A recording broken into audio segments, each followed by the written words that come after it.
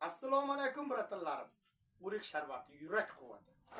Skeletdan turshak topib oldim. Ya'ni o'rik qoq, ba'zilar zaldor qoq deydi. Yoz bilan yig'ib, tozalab, quritib, bakrishga solib qo'ydik, qurtlamaydi.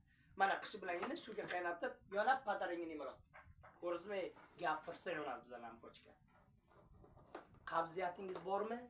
İçingiz qotyapti-ku, kuchanliq kasal va yuragingiz og'riydi, tez og'riydi. Qon tomirlardan tromblar yig'ilyapti. Holsizlarni ham tez chanqayapsiz. Mana tabiiy ichma. Kim qanaqa ximikat suvlardan ko'ra tabiiy kompot, ba'zilar asaldan da shirin. Shakarni solishni umuman kerak yo'q. Doimiy ichib yuring. Bir so'm to'lamaysiz birovga. Javingizda topolmasangiz bozorga borsangiz 20 ming 30 mingga 1 kilogramni beryapti. Mumkin yetadi, shuni bering.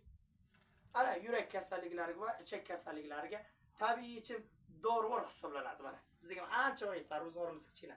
Xullas foydalanib ko'ring. Yon. Bu safar gapni ham qilmay qo'ydik. Yonlar. Tushunar ekan gapni.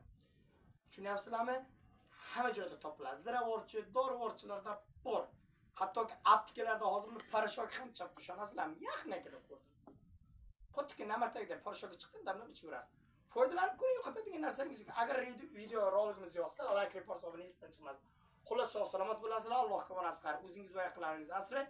Men buni oxirigacha ichib qo'yishim kerak. Bo'pti, birodarlar.